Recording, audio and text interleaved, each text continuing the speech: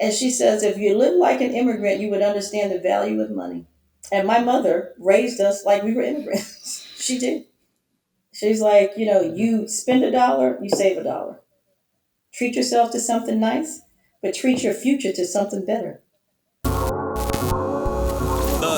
hell of an intro. I tell you what you info, but I never really been the type of dude to give no info. But if you see your ends low and you trying to get a benzo, I'll give your ass some game that'll change the way that you think, bro. Super skilled with the pencil, super ill in my mental. I reminisce on life, I'm nice, here's my memento. Get it through your tempo, I get on any tempo and give it all I got. I'm hot, I got like 10 flows, trying to live on the 10th floor, across from residentials that I own. My mind stayed grown, I used to think clothes, I really used to think hoes and what I do to get those. And then I switched it up, I'm only thinking potential. Yeah, like what you do, homie? What's your vision? How you thinking? How you move, homie? And is you cool, homie? You thinking building, then that's something we could do, homie.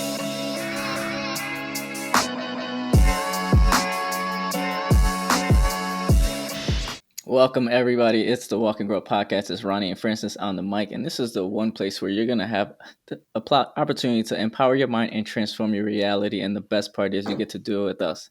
Like we always say, sometimes you hear Francis and I go back and forth, or you hear from a special guest like today, Gwen Hurt, who is actually making the waves within the wine industry with her unique approach. And I say the unique because the name of the wine company in itself is just, I've never heard of it before, but it's called Shoe Crazy Wine. So if you haven't heard about it, now you hear about it for the first time. But Gwen is the founder and the CEO of, like I mentioned, Shoe Crazy Wine, who is also a distribution company that has been creating buzz within that delicious wine industry. And I'm saying delicious only because I've tried it and I can vouch for it. So I'm not going to hold you guys up and say this is not something that you guys should not try, but I've tried it. I can vouch for it. So if you guys have any problems, please call me before you call Gwen. I like that approach. But how are you doing today, Gwen? I'm good. Thank you so much for having me. I appreciate it. I'm not one that would turn down an opportunity to talk about what we've done. I like patting myself on the shoulder in an industry that's rough and tumble. Yeah. No, we definitely appreciate you for taking the time to get this together. It's been a long time in the wait, and I think this was probably months in the works. From back in January, I would say, of just me reaching out to James and James putting me in touch with you. So I definitely appreciate you taking that time. But we really want to take a deep dive into getting to know who you are first. I think it's great for individuals to know who the founder and the CEO is behind the company. So if you don't mind just sharing a little bit about what you do, or not necessarily what you do, but just your background. How did you, before Shoe Crazy Wine, I want to talk about that point. Before Shoe Crazy, yes.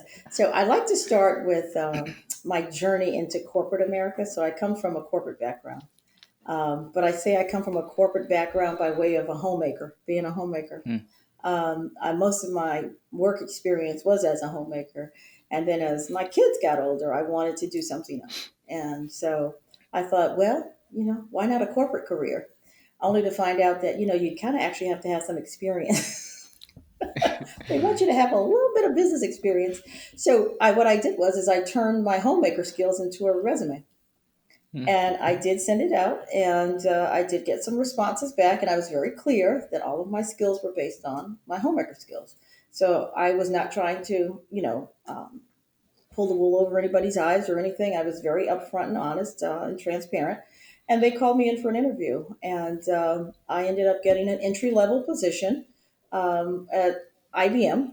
They brought me on board. It's a funny story about how that all happened, but they brought me on board entry level, and I started out as a customer service rep, doing manual invoices, and I grew my career from a band two. I like to say the janitor was a one, and I was a two, a band two, and I set myself on a goal within 5 years to be a band eight, and I did it in 3 years.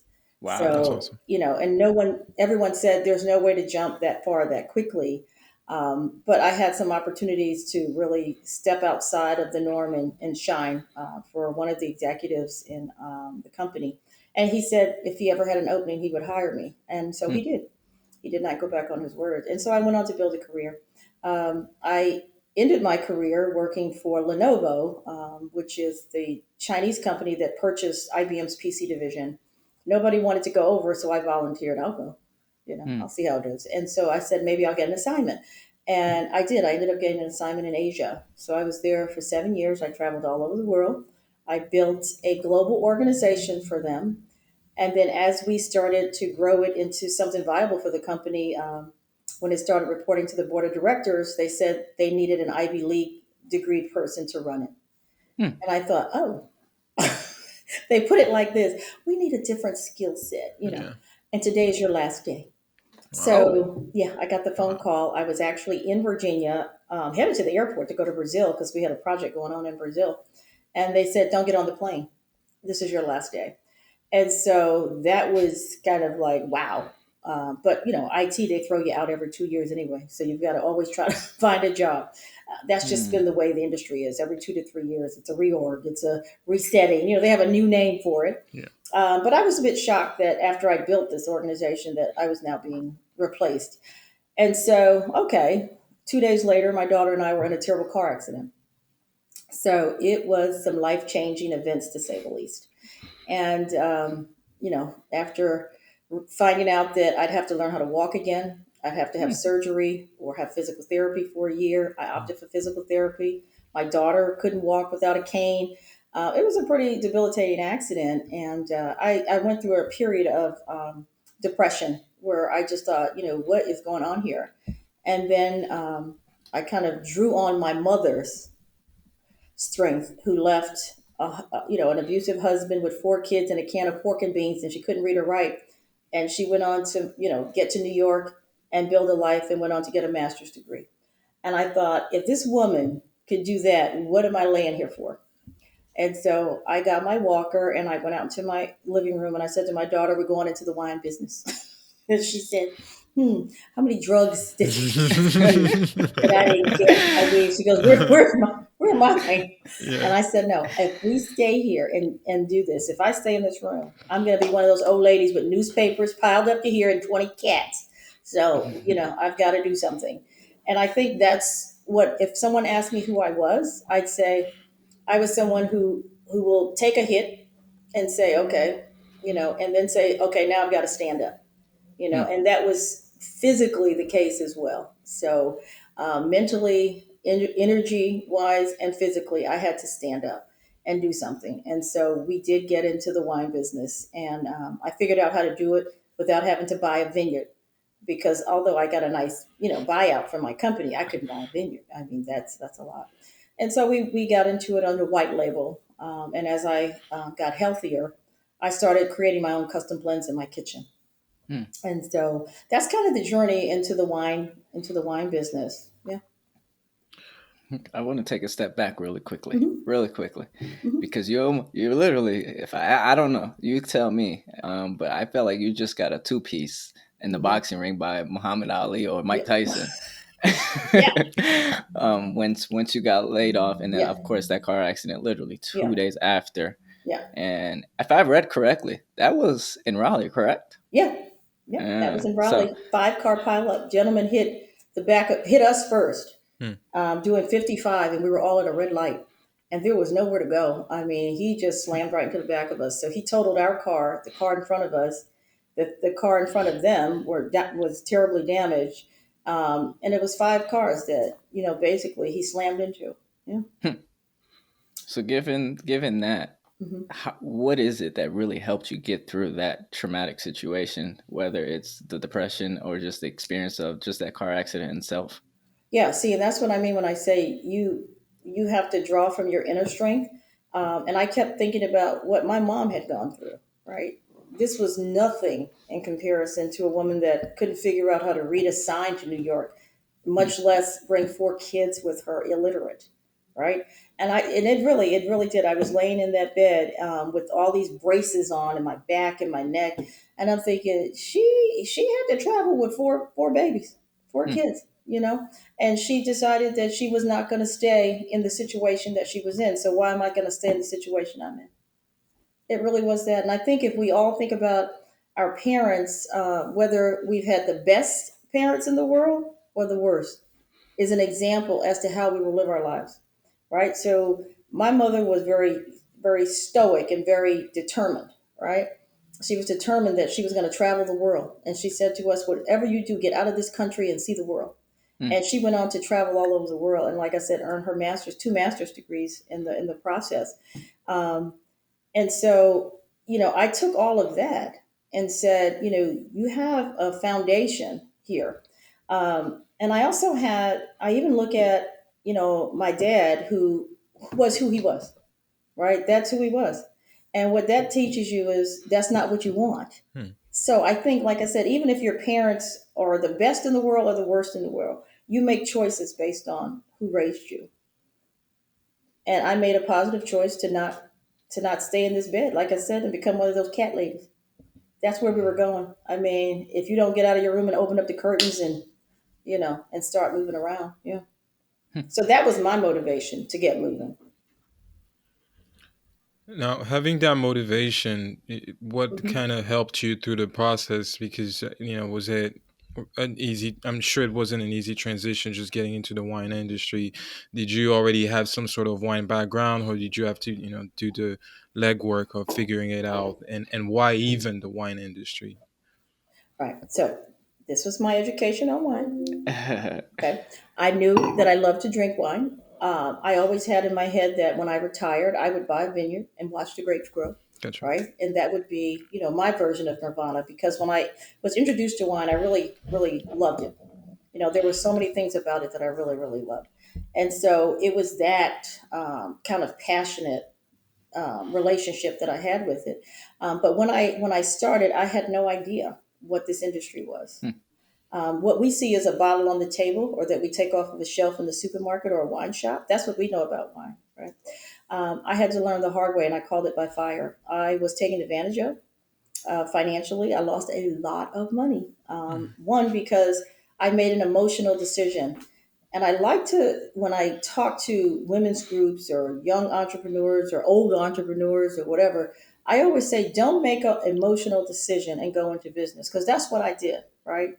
At the time, it benefited me because I could have been in that room and never coming out. So it benefited me. However, what it did not benefit was me financially and launching a company that I knew nothing about. Right. So I always tell them, do your homework. Try not to let it be an emotional decision. It should be a business decision. And you should always research the industry you're going into, because I didn't do that either. So I'm a perfect example of how you lose. And if I weren't the type of person that I was, I would have probably given up, but I didn't give up. I just, distanced myself from my business partner, struck out on my own, and started to build the Shoe Crazy brand. And it was peaks and valleys. I mean, it was times when, we had no lights on.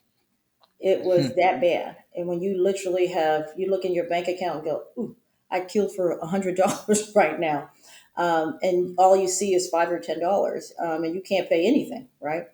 So those are the times when it really tests, are you supposed to be in this industry? Mm-hmm. And as I worked my way through it, I knew that I was, as bad as it would get.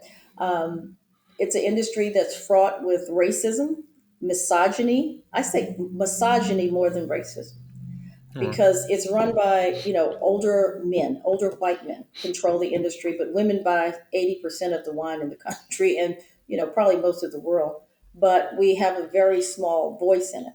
And so what I learned was, as a woman in the industry, you weren't wanted, right? Because I was there when nobody was really there. It was a handful of us in the industry, women in the industry. And I didn't own a vineyard. So that right there discounted me as like, you're not a winemaker, Mhm. right? So you have to deal with that as well. My thing was, I'm not here to coddle a grape. I'm here to make some money in the industry. That's a different model, right? And they would be insulted by that. What do you mean? I said, I'm not here to, tell you what that grape is doing and how it's going to do in the soil. I'm trying to tell you, will somebody pick it up off the shelf? Right? That's what my goal is. And so you have to really know what you want out of the industry. Now, there are people that want to coddle the grapes and say, oh, it's the terroir, so and so, and I found it over here. Not me. I want to know, does it taste good and is somebody going to buy it? So yeah, you have to understand what you're in it for, and once you understand that, then you can continue to push forward with all the obstacles. I've had buyers when I started tell me to get on my knees and beg them to bring my products in. Oh yeah, I said you would never ever say that to a man, and I know you wouldn't. And he goes, "Well, I'm telling you, get on your knees." Ooh, yeah. So I picked up my little wine bottles and put it back in my little trolley, and I said, "I bend my knee to no man, sir." And I walked out of there. And it was a pretty big retailer. It was a pretty big retailer. So it's those types of things that, as a woman in the industry, and I had my daughter with me because she kind of started this whole thing with me. I'm like, you're not going to get a psychology degree. We're going into the wine business. And so she's like, Mom, why do they do this? Why do they do this? I said, because that's them, not us. That's their problem. And you have to compartmentalize those people, because if you don't, I mean, you're like, it'll break your heart. Some of the things that I've had Yeah. happen. I'm from New York, and I went to meet with a distributor in New York, and I'd spoken to one of his subordinates for like 3 or 4 months before I got up there.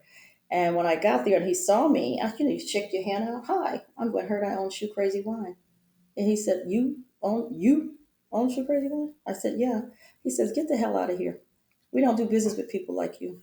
And I couldn't tell if it's because I'm black, maybe I'm a woman. I wouldn't know. I was like, what? I have never had anybody throw my marketing materials, by the way, which was a significant part of my little budget that I had. And I thought, I'm not picking that up. I just turned around, I walked out, and I went, if you think I'm picking that up, sir, think again. I got in the elevator and I was shaking. I walked 20 blocks in stilettos before I realized, where am I going? Where's my hotel? Where am I going? That's how shocking it was. And I'm in New York, and I'm thinking, this is my hometown, and this is how I'm treated. So those are just two, really prime examples on both sides of the fence as to what we go through in this industry. And like I said, when I started Shoe Crazy in 2014, there wasn't a lot of representation in the industry. So it's been a journey. But what I've seen though is we have way more people of color in wine now. For me, it was never my goal was never to be a wine company. My goal was to be a brand company, Mm. right? So I'll slap it on your headphones if you let me, right? Shoe Crazy. I've always said it's a brand. And my goal at this point is to transition from wine into adult beverage. So that's why we have, spirits now. And we also have hard cider. So it's, sticking my toe into that arena to grow. There aren't any adult beverage companies with people that look like us. There just aren't. We've got wine. We've got a lot of celebrities with spirits or wine. There is no company that covers everything. That would be Constellation, I think, and Diageo that do that. So for me, it's creating something that my kids can take over and decide if they want to keep it or cash it out. It's up to them. But I want to build it for them, right? So as you're building, this network and being in a position where people are saying, no, or turning you down in different Mhm. ways, how does that impact you being able to build your network and, finding people that actually want to work with you? And over the years, how have you been able to grow your network? Well, from what I've had to do, again, and I've had to say, okay, I've got to pivot again. So I always tell business owners the good thing about being small is that you can make a decision and you can pivot, right? You don't have to have 5 chains of command to sign off on something. And I realized very early that my brand was not going to be a restaurant brand. No one in Virginia, and I'd say Virginia because I called on and talked to everybody, no one wanted our product in their restaurants, right? And the ones that did want it couldn't afford it. So I'm not able to sell you something that, say, E&J Gallo, who controls a good portion of the wine shelves, that can sell you. So I can't do that as a distributor either. And so I had to make a decision: is this what you are going to continue to do, right? And I changed rather quickly. I did it for about a year, and I said, no, no, no, no, no. This is never going to work.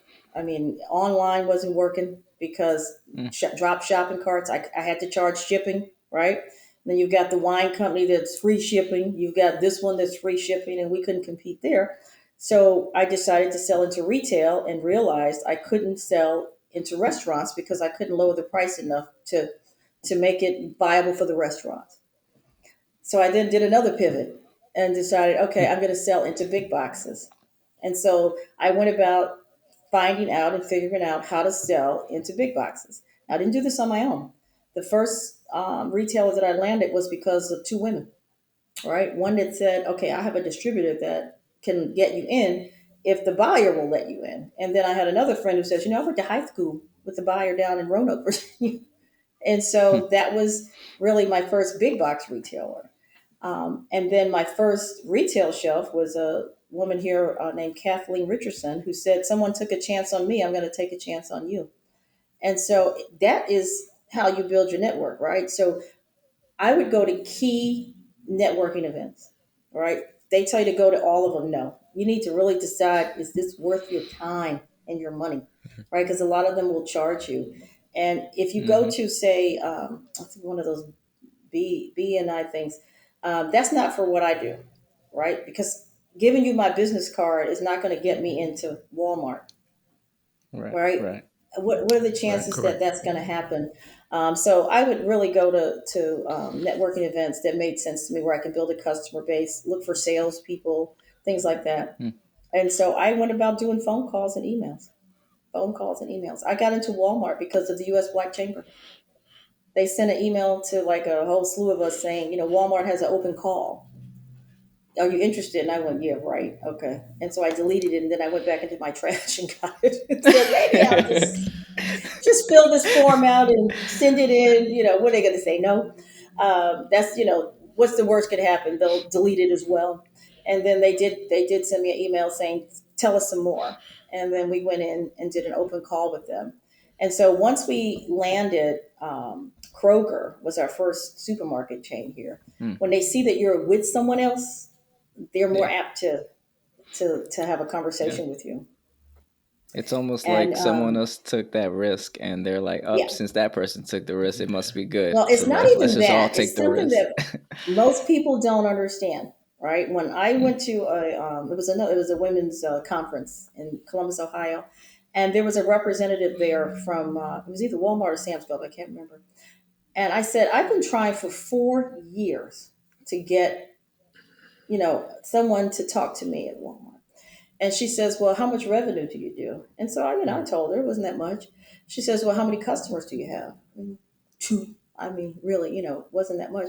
She says, well, big box retailers, she says, I will tell you, will never be 80% of your revenue. If they're 80% of your revenue, what happens?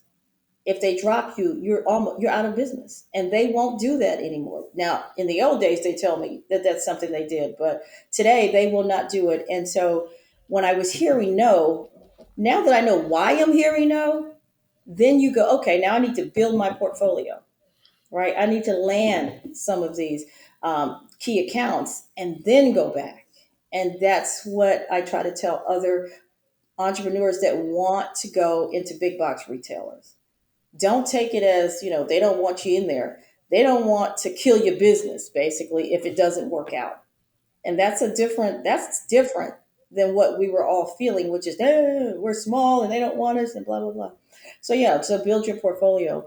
So there is I like to call it a roadmap that you kind of have to build. And to your question, Francis, when you build a network, that's how you start, right? And then once you have one, they at least will give you an opportunity to have a sit down. But to go into big box, the sales cycle is anywhere from 2 to 5 years. Gotcha. 2 to 5 years, and two if you're lucky. All right, Mm. it's 2 to 5 years. So you've got to be in it for the long game, not the short game, and you have to be able to financially survive that long game. And that's where a Yeah. lot of small businesses, especially black owned and women owned businesses, don't have that. They just don't have it. You have to have enough money to sustain you, even in the restaurant business, right? Hmm. The restaurants that I do business with here, they live out of the cash register, right? So I sometimes I deliver wine and they have to go in the cash register to pay me, and Mm. you only see that in black-owned businesses. I've seen them ask the waitresses for money to pay for the product, and you just to think about that. you're running a business where you don't have investors. A lot of those other restaurants here, they'll have like a group, and they have a group of investors. We don't typically have that. And so if I could write a book about sustaining our businesses, the first thing I would do is say we need to actually have a collective pot of resources, financial resources for these businesses. Because the cash register isn't ringing, you can't stay in business. But the Yeah. cash register probably won't ring for a year. And you have to be able to sustain yourself. And we just don't have that. Yeah. It's a sad truth. We'd rather buy a $500 pair of those Beezy Yeezys and Jordans than invest $500 in the local restaurant. Think about that. That would Tell be him. sustainable and hire people. If we Tell him. took 1,000 of those Jordan buyers and said we're going to sustain 2 restaurants in our community, and how many people would we be able to hire? Because they might be able to open another location and another location. And we just think wrong. We Right. just think wrong. That would be my Talk book. It about. wouldn't be about Did wine. you did you always have that financial literacy? Like, I'm sure you kind of grew into it as it went. But like, what if we were to talk about the issue here of not being sustainable? You had Yeah, to learn the ropes with all the roadblocks. How can we yeah, address that issue for Black businesses? Or businesses yeah, in general. Because you're somebody who's yeah, been through it. yeah. So I think where we're lacking is the foundation of financial Mm. literacy. So my mom used to back then. She would give you those little books, and you put the quarters in the little thing, your little savings passbook, and you got a little book. And you go to the Yes. bank Yeah. and you Yeah. put it in there, and they tell you, right? Yeah. We got away from that. We got away Yeah. from that with the digital age and all this stuff. So what she said to me is the first time I got a credit card. I remember I got a credit card from Macy's. I was like on cloud 9. I was 18. Whoa, I got all this money. She goes, what money do you have? That's it, on the credit card. She goes, go read the statement. You don't have any money. You have a loan at 29% interest. I was like, Yeah. no, it's not. It's not a loan. It's a credit card. And I didn't get it until she says, well, do you have to pay it back? I go, well, yeah. They said it's every 25 days. She says, then how is it your money? Mm. And it hit me. She goes, would you walk into a bank and they told you had to pay 29% interest on a loan, would you take the loan? And she said 9 out of 10 people will tell you, hell no. Of course not. I wouldn't pay 29% on a loan. She says, but we'll take a credit card and burn that thing up. And it's a 29% loan. It's a 29% loan, some 36% APR.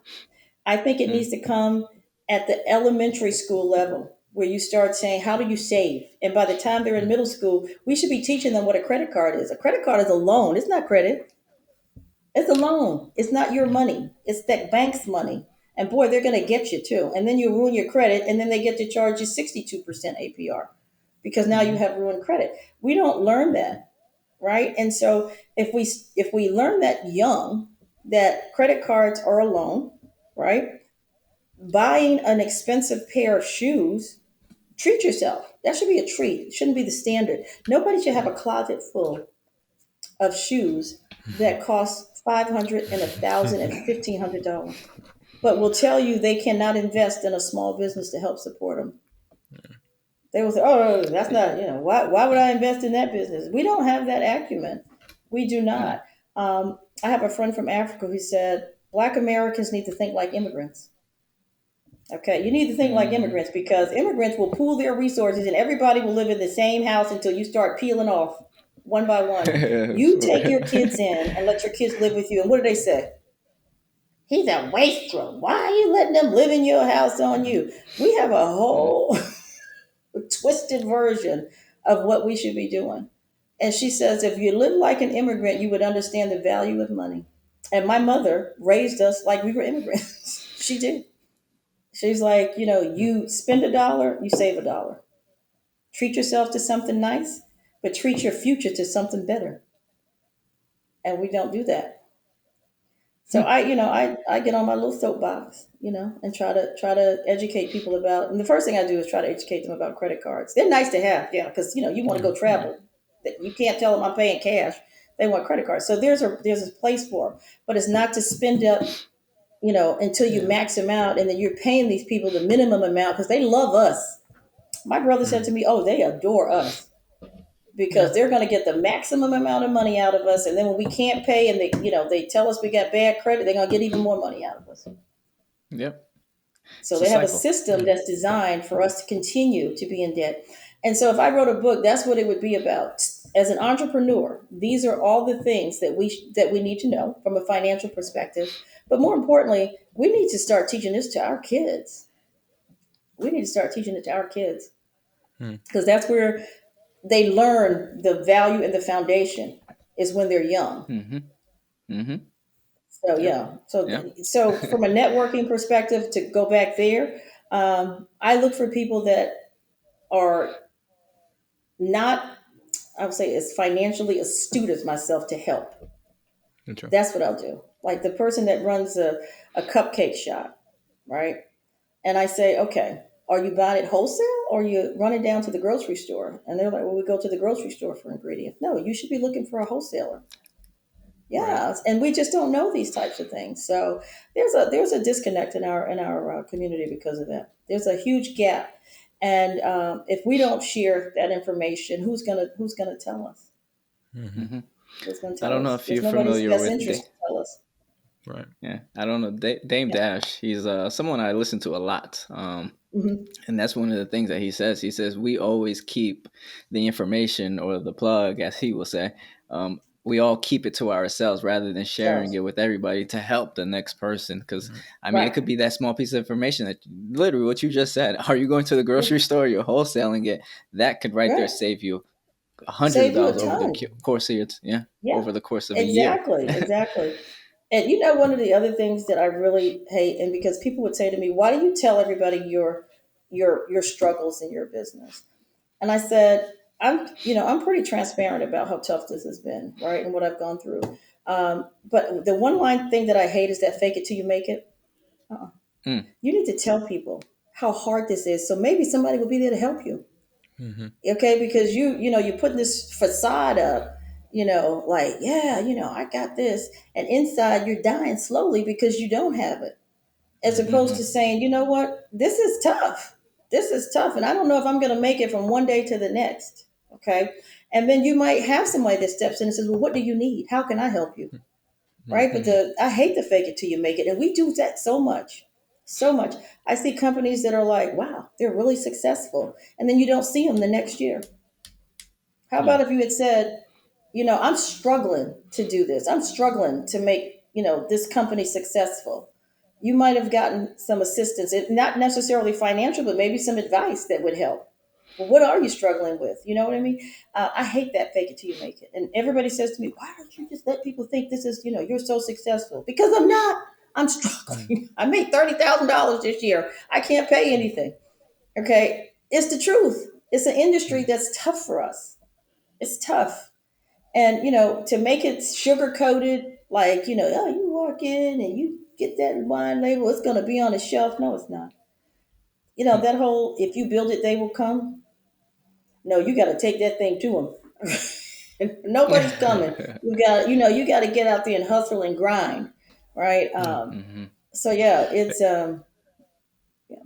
It sounds like that's also a challenge that's similar to the financial literacy thing, where it start at home. The fake it till you make it Mhm. start at home as well, where Yes, it we does. have a struggle to open up and be transparent about certain things in our community, and that can translate to the business aspect of things as well. So Yeah. for a young entrepreneur, for like there's a wave, especially with COVID, there's been a wave of young Mhm. entrepreneur who wants to get in the Yeah. game. What in the industry, I shouldn't call it a game because this is Yeah. actually Yeah. something that requires a lot of work. But Yeah. what's your advice for the I know we talk about financial literacy, we talk about Mhm. transparency. What's your advice for those who are looking to get into entrepreneurship in general? In general. Yeah. Like I said, my best advice would be to, you know, decide what you want to do, and then decide, is this a hobby that you like, or is this something that you want to grow into a business, right? Yeah. Because there's a difference. A hobby is good. I mean, if you like it as a hobby, do your thing. But if it's something you want to grow into a business, then you really need to do the research. Because if I'll go back to what I initially said, I was acting on, emotions. I was trying not Mm. to be something, and so I've got to do something. If I had to go back and do that again, I would have done some research before I jumped in with both feet. All right. So do your research and understand what that industry is. And then you can Google how tough is it to make, a tire into a brand, your personal brand. I now want to be the next, go, what is it, Goodyear, right? Mm-hmm. How Mm-hmm. tough is that? What are all the steps that are needed for that? And kind of do some homework before you jump in. And then if you're passionate about those tires, I say go for it, right? Go try to, find the suppliers. What stores are you going to need to sell them to? If you're selling a goods, if it's a service, who do I need to reach out to, right? To sell my service to. A lot of people don't know that if you have a service, you can actually export it, right? There are people in other countries that might want you to coach them on something and help them with business. So even if it's not a product or a consumer product, it could be a service, but look at, is it exportable? Is this something that goes beyond my borders? Um, Mm. the one thing that I always knew about Shoe Crazy is I knew it would never just be a Virginia company. I knew that inherently. I want a national brand. I want an international brand. Um, I want to brand other things. Find a mentor. One of my mentors I've never met. And what do I mean by Mm-hmm. that? What do you think I mean by that? It's a mentor I never met. She doesn't know It who I could be a am. book. Could be a book. Could be a book. Um, Could Right. be it a could book. be, and yeah, I would say it's probably a book. That's what I would have to say. No, it's not. It's actually a person. So let's Okay. just and Well, the person had to write the it's book. some. Yep, she probably have a book. You're right. She probably wrote a book, but that's not how I met it. I was from a TV show. Gotcha. Okay. Okay. That sounds the most like so frivolous, doesn't it? From a TV show. So what I liked about her though was how she was tenacious. She said, "I'm gonna find my niche. I'm gonna build a business," and then she went about doing it. Hmm. And the one thing that she said when she sold her business was, "I never sold my licensing rights." Right. So I follow Mm. what she does because I was impressed initially by what I saw in her. Right. And people would go, well, who's one of your best mentors? Somebody that I've never met and has never met me. Because I look at how she has run her business, how she sold her business, what she kept from her business. Right. So you can have a mentor that Yeah. is in the flesh and blood, which we should all have. The other thing we should have is a champion, right? So I would consider myself, to someone that wants to go into the a wine industry, I wouldn't consider myself their mentor. I would consider myself their champion. You can get a mentor that can help you with the business plan and how you pull it all together. A champion is somebody that's going to open a door for you when you're ready. I learned that Mm. in corporate when I said, I need a mentor. I need a mentor. And my manager said to me, no, you don't need a mentor. You need a champion. A mentor can get you so far. A champion doesn't want to hear from you until you say, I'm ready for that next step. And they go, okay, well, let's see what we can find. And if they hear something, the first person they will say is, okay, Gwen Hurt would be great for this job. And I'm recommending her. That's your champion. And you usually Hmm. end up getting that position or at least the opportunity to interview for it. So if someone wanted to go into the wine business, I would say I'd rather be your champion than your mentor because I would help open a door for you. If you want to sell into the military, if you want to sell into Target, if you want to sell into Walmart, if you want to sell into Food Line, the places that I have, got my product into, obviously I know how to do that, right? So for me, it would be to be that person's champion. And I've been a champion for a couple of ladies already. I've done that. I've gotten their stuff Nice. into Total Wine, some of them going into Food Line. But I'm not going to mentor you day to day. When I mentor Hmm. someone, it's because they have no knowledge of where they're doing business wise or in corporate. I do have someone that I mentor that works for the U.S. Treasury because my Phew. management and business skills work in a mentor position. We all need to be doing more of that for our people too. We need Yeah. to be Yeah. opening doors and cracking down, knocking heads, saying, let us in. And we don't do that either. We are scared. We're Hmm. scared. And we have to Well, I don't stop think living in it's. fear. Hmm.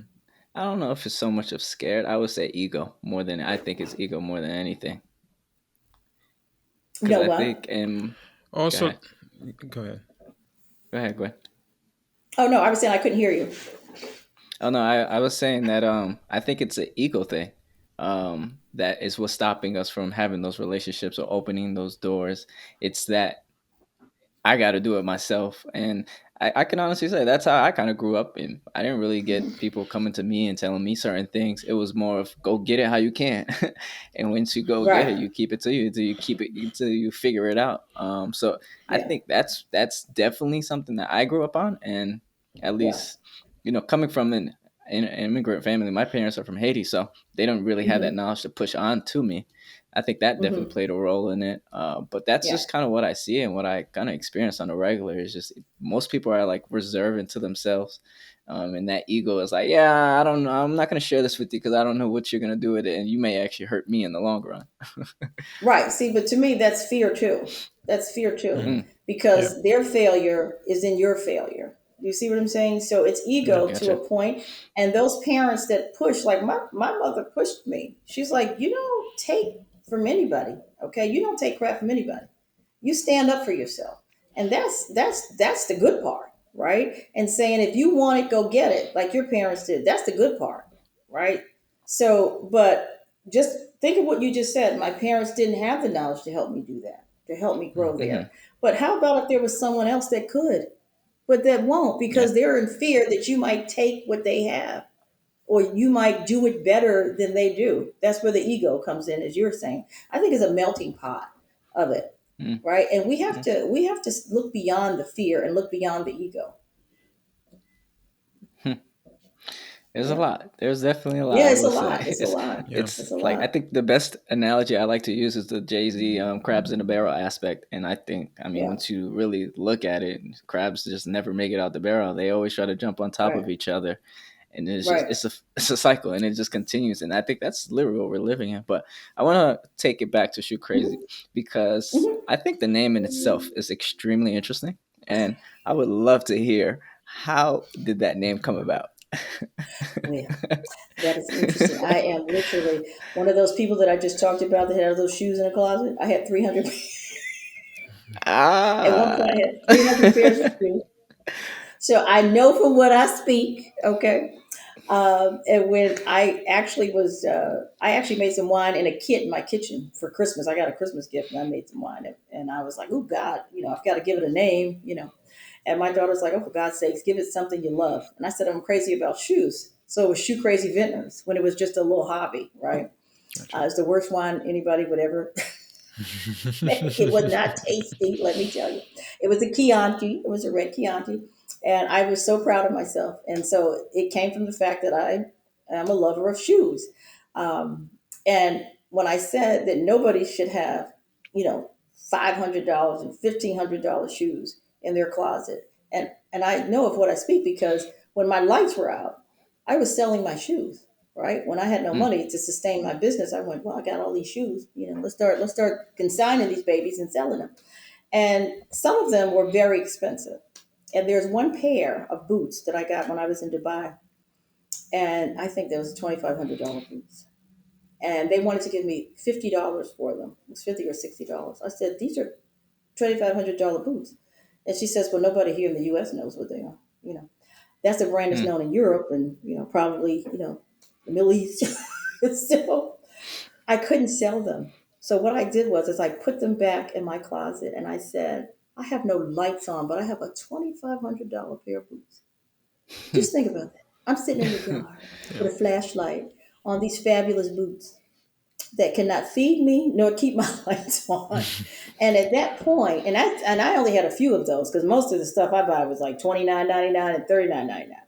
And I thought about all the people that have $2,000 pairs of shoes and $800 pairs of shoes. If they had to feed you, could they? If you needed them.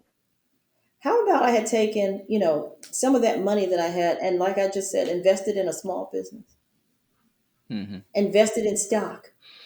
Yeah. I had a stock portfolio, but invested in more stock as opposed to 300 pairs of shoes. And I just thought, wow, that's the consumerism that we grew up with. Yeah. And I grew up with one pair of shoes, and they hurt my feet. And we used to put cardboard in the bottom because the soles would wear out. And I said, one day I'm going to own as many pairs of shoes as I want. And that was what I went about doing. And so I took Hmm. that trauma in childhood and turned it into a bigger trauma in adulthood. That's too much money to spend on shoes. Even if I wasn't buying, all of the $800 shoes, I still spent a pretty good amount of money on shoes that I could have bought more stock or anything.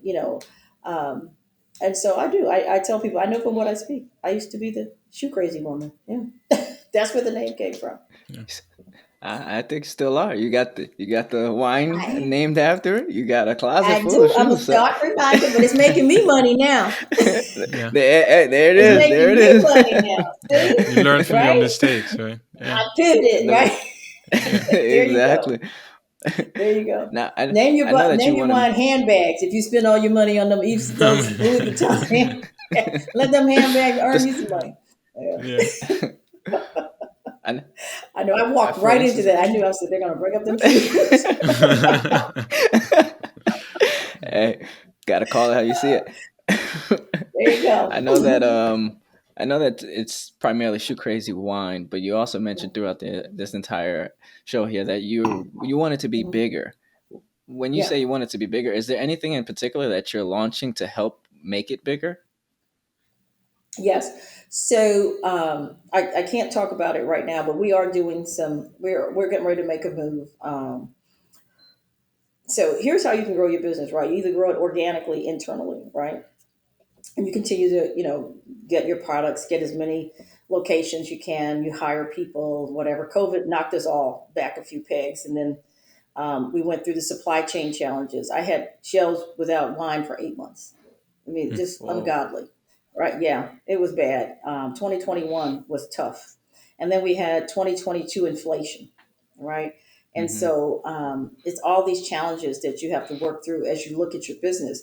And when things like this happen, you realize I can continue to do this, right, and get knocked and slapped back, Hmm. or I can look at inorganic growth, which is acquisitions, right? So we're looking at that.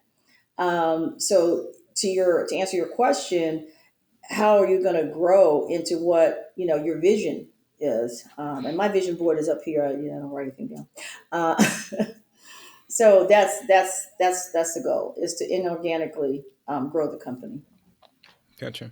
Through And acquisitions. you're in an industry that's always, there's so many variable, you just mentioned inflation, you meant COVID, and just a Yeah. lot of variable outside your control. You talked about when you were in the corporate industry, you had a roadmap and you were able to achieve that, in less than the time that you had the vision for. Yeah. In the wine industry, how does that, how many time have you had to adjust your roadmap, and what are the challenges that you face when it comes to that? Yeah, so I've had to adjust or pivot probably four times, Okay. as I've been doing this over the last 9 years.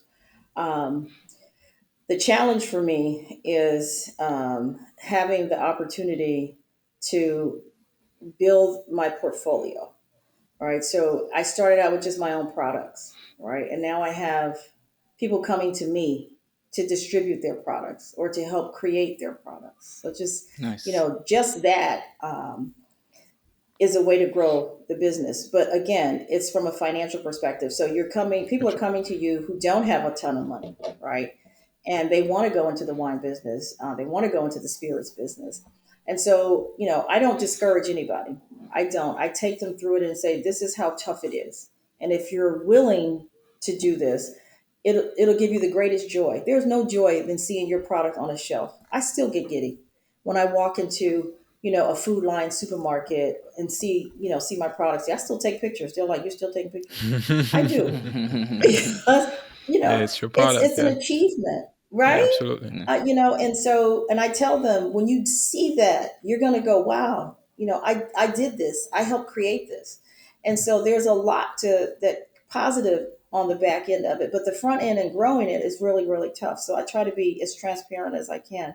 And so I do produce products for others. And if I can't, I say, I can't do it for you, but how about checking with so and so? And so the challenge is growing the business the way I want. I need more products, right? So I can add, 100 more brands of wine and slap a label on all of them, right? Or I can try to help young, people or women that want to be in the industry to create their brands. And that's part of our portfolio for distribution. So my challenge is that as a distributor, I go up against those big distributors that own Yeah. 60% of the shelf, right? So if they tell me my brand isn't in there, I've only got one other product probably on the shelf. Where if they lose 10, they've got another 500. So you see the dynamic shift is just Yeah. unbelievable. And so to grow that like that, what I'm doing now would take forever. I mean, I'm not a spring chicken. it would take Yeah. it would take some time. So then you Right. have to look at how do you grow that without having to continue to add brands. But we're open. We have people now that come to us from Connecticut saying, "Can you distribute for us?" In Mm. Maryland, D.C., Virginia, North Carolina, Georgia, where we have our own distribution arm. That's kind of heady, right? So we've been, they hear about us because the big ones are shedding brands. They're shedding products, and so they come to us now, and we do vet them to make sure that it's something that makes sense for us to be able to do. And so we're adding brands to our portfolio, which builds my distribution side of the business. Yeah, You got a lot of but different it's a arms challenge. going on over there. Yeah. Yeah, it's a challenge. Well, think about it. Nobody would distribute for me. And at the time, I Yeah. wasn't sharp enough to name my company, Shoemakers Distribution. It's all shoe crazy. Now it's like the Mm. brand and the distribution kind of, meld together, and it's tough for me to separate them. And sometimes it's a good thing, but sometimes it's not Yeah. so good. But yeah, so even though it's moving parts, they all have to move in tandem together, right? Right. And that's another thing. You make a good point. The other thing I advise on is if you're going to do more than one business, make sure they can marry each other. They at least can Yeah. date, right? Gotcha. So Mm-hmm. that you're not way over here trying to manage this part of this business, and then you've got something totally different over here, and they're clashing, from a management perspective. So if you want to go into wine, what's your next transition? Probably beer, cider or spirits. It's all in that same industry. Distribution, it's in the same industry, right? And then you understand your value proposition, where your business is on the value chain, right? So there's logistics, there's distribution, there's the supplier, the vineyard, there's logistics, there's distribution, there's retail. Where are you on the value chain? And are you on the value chain that's earning the most revenue? I found out I wasn't. I found Oh. out I wasn't. Yeah. So then how Wow. do you fix that? So, it's things like that that you should really, as a business owner, take a look at. Um, I don't know what you gentlemen do, if this is your full time gig, if you will, or if you're doing something else. But even if you're in corporate, right, when you're looking at your corporate career, are you on the side of the value chain where you can get promoted? Mm. Some people Yeah. just want to do Right. their job and never do anything else. There's And nothing go wrong with home. that. I loved hiring people like that, right? They're like, this is what I want to do, right? But if you want to be an executive or senior management, you got to make sure you're in a job where you're going to be able to get there. And look again Mm. at your value proposition. Where am I on the value proposition for this company? Yeah. And take a serious look, and then say, okay, now what do I need to get out of here if I'm not in the right spot, right? And Mm. then go about looking for a mentor first, and then a champion. Yeah, I think we're So teaching a that's class here.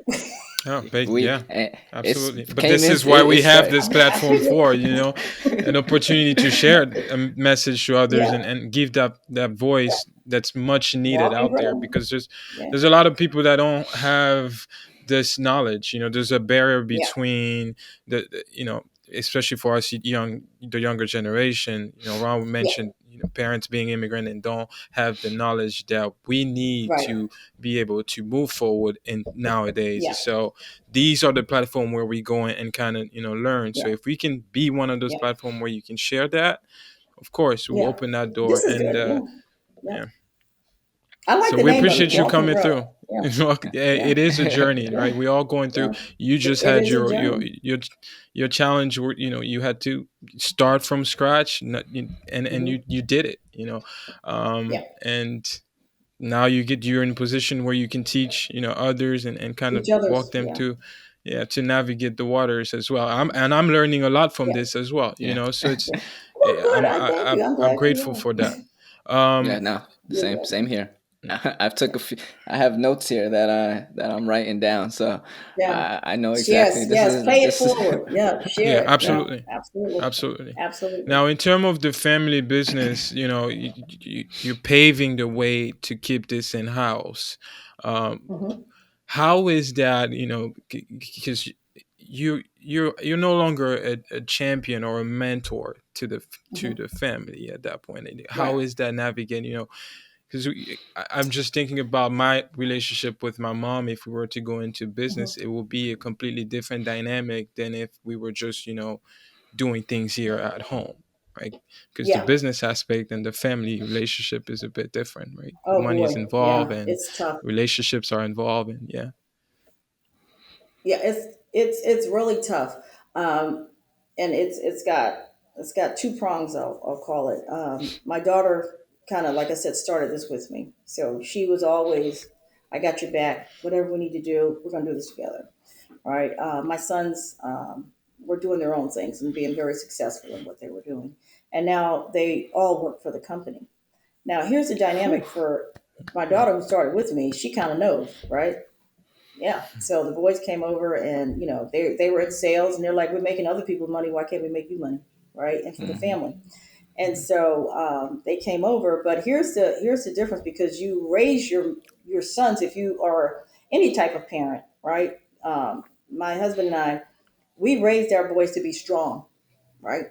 And so, and to be strong means to what? To be able to speak up for yourself, right? And not be afraid to step into your purpose. Now, try being their boss, okay? Yeah, it Oh backfires on you Right? yeah. quick. Now, try Oh man. try being their boss, right? So you raise them to behave and act a certain way, but now I'm your boss and you need to shut, okay, and listen, Yeah, yeah, okay? Oh man. So to you, if you were going into business with your mom, that's basically what it would be. You'd be like, well, mom, I yeah, know better than you, right? yeah, This is, yeah. and because she's older than you, you're going to say, your time, as my son said to me, you're back nine. He goes, you're on the back nine. I was like, oh, so we golfing now, huh? And I'm on the Yeah, back nine. yeah, Okay. yeah. Well, guess what? I own the back nine. How about that? Mm, And he's like, oh Mm, man. I said, yeah, how about I own the back nine right now? Okay, until you get the back nine. Okay. yeah, So it's tough, but because you don't want to squash what you've helped them build, right? But you also need to be the boss, and you need to make decisions, and yeah. and they say you don't listen to anybody. I said, oh, I listen. I don't necessarily take your advice, but I do listen. And Hmm. because I don't mm, take your advice, you think I'm not listening. But that's not the case. I just don't agree with you. And, because I don't agree with you, I'm not making the decision that you want me to make. And they'll go, well, why can't you ever, take our advice and implement something? Because when you become the CEO, then you can do that. But right now, Yeah, I'm the one that makes the decisions. And it's a tough role. It's a tough role because then I want to, make you Thanksgiving dinner and say, you like mommy's dinner rolls? yeah, You like my dinner rolls? They probably want to throw them at me. yeah, So the balance is just oh it's man. crazy. But we've learned to work through it. They get upset and angry. I get upset and angry. But at the end of the day, what they come back and say is, how can we continue to move this business forward? Right. Hmm. So it's a dual role as a parent, to be able to do that, to be their business leader, and then to be, their mom. It's tough, but it wasn't as tough with my daughter because she started it with me, so she knows all the Right. grind that we've gone through, right? yeah. And so she goes, if mom makes a decision, it's because she's figured it out that this is what it needs to be. Now I've made some mistakes, and I've had to fall on my sword, as we say, the old IBM would say, You made a mistake, fall on your sword, move on, Mm. right? And Mm-hmm. I've said to them, I've made mistakes and I've owned up to the fact that that was not the smartest business decision. Now we need to figure out how to move forward and fix it, right? And that they respect, because I will say, I should have probably taken your advice. I should have probably did it the other way, but I didn't. I didn't, and so now we've got to fix this. So I'm not a person that will stand steadfast like I still know that that was the right thing to do. No, that was the wrong thing to do, and we've lost some money and we need to fix it. So I think if you run your family business that way, um, and tell them once you're sitting in this chair, you get to make the decision. But until you're sitting in this chair, at the end of the day, I have to make a decision based on what I feel is the best for the company. Tough decision always. Yeah. Yeah, Yeah. we Oh, it's talked tough. about this literally. Yeah. Yeah. We just We talked had an about Yeah. this. episode last week where we talked about leadership, and Yeah. that was one of those things that came up when you're in a position where you have to do the right thing, even if it's gonna Hmm. kind of challenge the relationship that you have with others. Yeah. Exactly. And another Exactly. thing as well is communication. It Yeah. seems like Right. Yeah. you are able to communicate really well, and everybody is on Yeah. that level where even if it's not an understanding, everybody still Yeah. understands and how to communicate. Whether it's a good Exactly. idea, bad idea, it's an idea in Right. general. Everybody is still communicating at the end of the day, Yeah. and so I go ahead. That is No, I so was just. important. What you just Yeah. said, I forgot about that. Communicate, communicate, communicate. That is so important. It really is. I don't care if you're running a business or you're running in somebody's business. Yeah. I was just gonna ask one of my final question here is Mhm. you've done so much, and from what we've heard, you're somebody who goes out there and get it, and you don't let no Mhm. define your next step, Mhm. especially for somebody who's been turned down, in critical point of your life. What are You've Yes. had to build your own principles, you've had to build your own value that kind of guide you through the journey. Hmm. What are some of the Yeah. principles that you have now, and what are the principles that you look when you're building a relationship with somebody? So your own principle that guides you through the journey, and then what do you look for in relationships? Okay. That's a good question. I've actually never had that question. That's a good question, though. I think for me, it's perseverance and tenacity. Um, having and I don't know if anybody understands this, but having a backbone. When you Hmm, have the backbone to really look at, what you're doing and how you're doing it and how you're perceived, and Gotcha. decide if that's okay with you. I mean, whether, I think it's something good or not, if I'm looking at how you present yourself, are you clear on what you're presenting out there, right? How you're communicating. So I would say perseverance, tenacity, and having a backbone, and having faith, and having faith. And I'm one of those people that pulls on my family and ancestors, the ones that, I look up in the sky and go, okay, mom, I need a little help today. Or my Mm. brother, who, I lost when we were very young, my uncles, all of them. I'm like, okay, guys, we have no money. I need some savings. I need all that, all that goodness that you guys have up there and looking over my shoulder. I need that. So Yeah. faith, right? And people say faith in Jesus, faith in God. Yes, absolutely. But faith in the forefathers and mothers that came before you. I do believe that they look down and they help us when we need it. And so I would say that those are my principles, right? In family. Gotcha. So tenacity, perseverance, having a backbone, having faith, whether that faith is in God or Jesus or your ancestors and your family. Mm. That will lead you down a path to me of success, whatever success means to you. And that's also very subjective and personal what Broad. Yeah. success is. Um, yeah. so for me, it's building an international company, adult beverage company. For somebody else, it might be doing, I am well known in my community for what I do. That's my success, right? So it depends on what that success is. Mhm. I hope I Okay. answered your question. Yes, you have. And the second half of it was just when you're coming in relationship with people, this is business incentive. There's money involved. Not everybody is welcome through that door. There's some people that you will have to turn down? So what are some of the, I guess I don't want to call them criteria or characteristics that you look at, Mhm. but value that you look at in somebody else when you're building those relationships? Hmm. Okay, so I go back to, again, I like to go back to my corporate career when I interviewed people when I was a manager, right? And they would say, look at their educational background, and do they have a master's? They have this, a bachelor's. I never Yeah. went on that. I went on, what do I hear in that person's voice? What is their body language telling me, right? So if somebody came to me and said, I want to build pretzel brand, right? How do I do that, Gwen? You've built a wine brand, you've built, a spirits brand. How do I do Yeah. that? The first thing I look at is how serious does this person seem to be about this? Because my time is valuable, right? So if I'm going Yeah. to assist you in doing this, and normally my son does a lot of this now, the brand building, and he does all of this, but he'll say to me, don't send me somebody, right, that's not serious about what they want to do. And so I would really assess them on, we have some key questions that we ask, right? And I always say to my son, do it on Zoom, and I do it in person Hmm. if I can. Watch their body language. It'll tell you a lot about somebody. Now, Hmm. whether or not they have Gotcha. the funds to do it is not that relevant to me because I can always tell you how to, get your initial funding to get started, Yeah. right? But it's, are you going to stay the course? And if I tell you to go to your grandma and ask her for $5,000, are you going to throw her money away?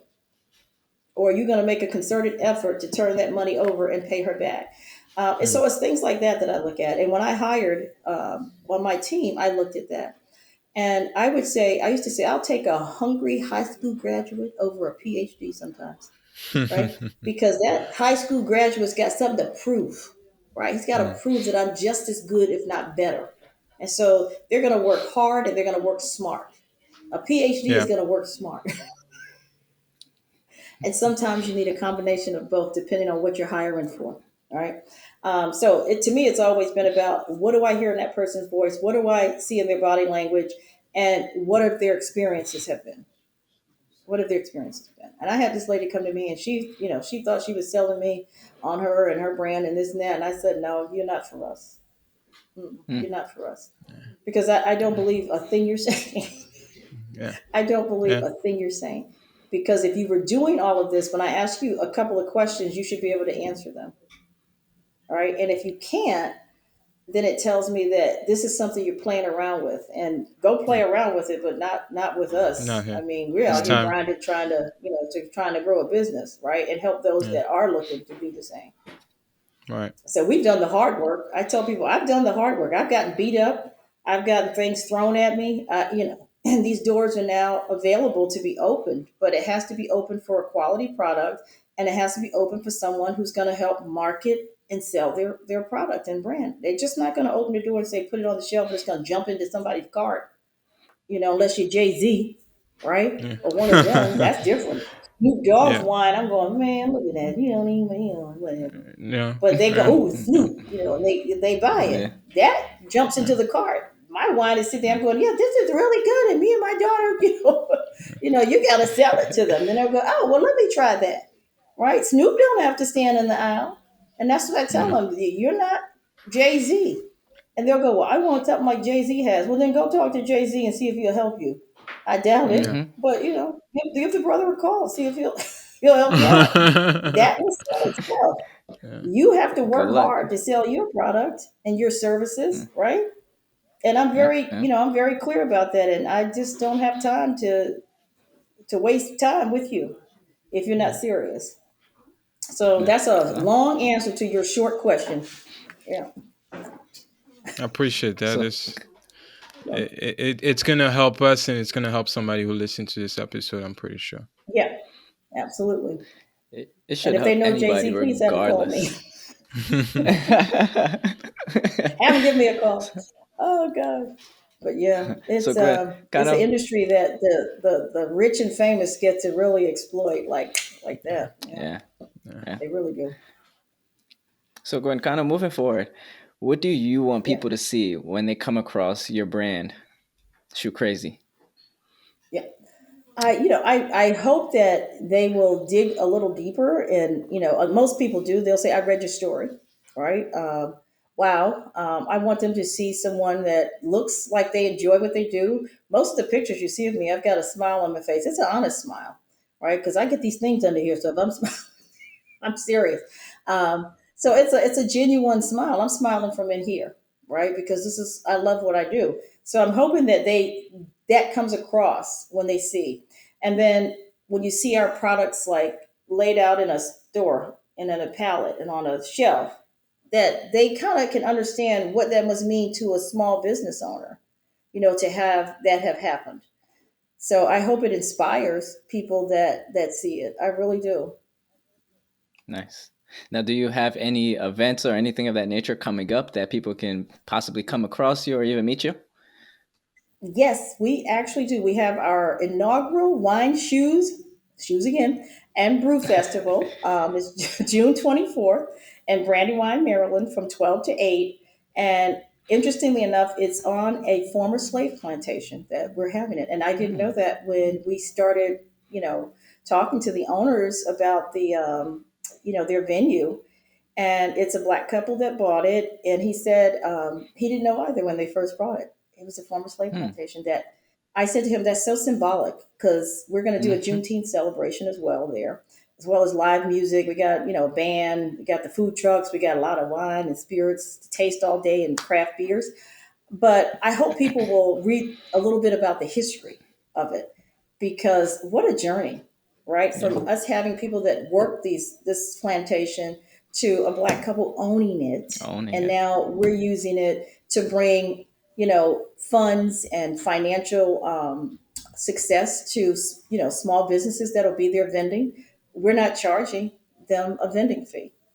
And, Hmm. when I was doing this, everybody said, why are you doing that? I said, I know how hard it is to stand at a table and try to sell you something, right, at these festivals. Yeah. And small businesses, whether you're selling clothes or jewelry or, what is cosmetics, whatever they're selling, every dollar is very important, right? And so for Hmm. me to charge you $500 to stand at a table and hope that someone will buy your product, to me is wrong. I say this: sell your product and then pay it forward. You help somebody else in any avenue that you can help them.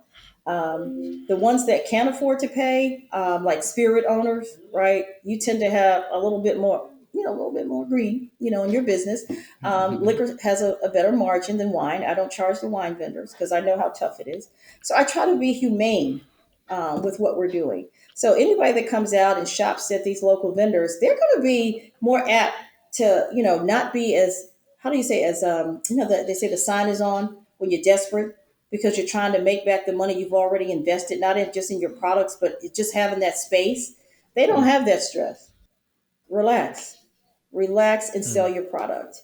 And that's our way of giving back. So we're going to be one of the few that I know of that's holding a wine, shoes, and brew festival right now. That's holding a festival and not charging the vendors to vend their Hmm. products there. Yep. So everybody come out to Brandywine, Maryland, June 24th, from 12 to 8, and come out and enjoy some food, wine, liquor, beer. We got everything, and some great music. And we're gonna also, do a little bit about Juneteenth and that plantation that we're on. Nice. Nice. I Gotcha. mean, for instance, you have any last questions? No, I was just looking at my calendar Uh, to see if I can make that trip, and I'm probably gonna yeah. do my best to make the Yes, trip Yeah. and be part of if you this. can, bring some folks with you. I mean, I think we're gonna have a Hmm. good time. We're gonna have a good time. And you know what Tina Turner said? Whether one shows up or 1,000, you get the same show. Right. We're going to turn it out. I don't care if it's 10 or if it's 10,000. We're going to turn it out. We're going to turn it out, and we're going to induce everybody. Most of the vendors that's going to be there are black owned, woman owned. Definitely the spirits and the wine. We're not excluding anybody, but that's who we're basically saying. Come on out and bring your products out here and let folks know who you are and what you have. So it's gonna be really a lot of fun. A lot of fun. Is there an entry fee for this event, and how do you Well, get tickets are tickets? Right. $45, I think, for early bird, and then it's $60 because you're going to Gotcha. have like an array of wine and spirits and beer, and then a band and DJ. Just gonna and food. It's gonna just be a good time. It's gonna be a good Gotcha. time. Hmm. Well, you heard it Okay. here.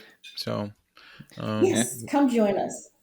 I'll definitely. be there. Anybody that's listening, Francis and I, we may be there. So Yeah. if you want to meet Yeah. us All in right. person, this is your Yes, come on up. opportunity. Set up your station and interview some folks. Yeah. That's right. We're gonna That's have a a great lot of idea. We small business owners there. yeah, we Yeah. could. Yeah, Be a great we'll have to opportunity. talk. Do some recordings. We'll have to talk. All right. All right. It was so But nice, Gwen, guys. Thank you so much for thank you. hanging in there Wait, with wait, me until wait, we wait, finally got wait, this wait, done. wait. Just before you go, Gwen, I'm sorry. I got to Okay. do this thing. We like to wrap up our episodes with asking one last question. And I will say you did it for the most part throughout the entire episode. So I wouldn't be surprised if this doesn't change. But what do you think is the number one thing holding people back from reaching their full potential? I would again say fear. I would Yeah. say fear. I Yeah. really, you have to jump out there and say, you know what? If I fail, so what? Right? If Yeah. I fail, so what? Because in order to be successful, you had to fail sometime.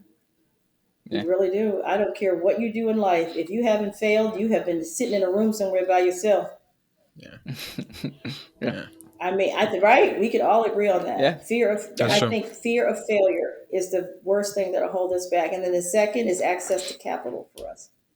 Access Mm. to capital. We've heard that one before, which is Hmm. very Yeah. interesting. I won't dive too deep into it, but I Yeah. definitely, like I said, I didn't think your answer was going to change because we've heard it already Hmm. throughout the episode. But I Yep. definitely want to say to Yeah. everybody who stood to the end, thank you, and wherever you're watching, if it's on YouTube or if it's on the audio version, definitely show love. Don't forget like, comment, subscribe, show that love. Leave us those reviews and let us know where we're doing good. Let us know where we're doing bad, and let's hear what your thoughts were about this episode and stuff. Because everything we preach over here is all about growing with us and unleashing your potential to transform your Yeah. mind and transform your reality. So till next time, keep on applying those perspectives, education, growth, and Oh. collaboration, gal.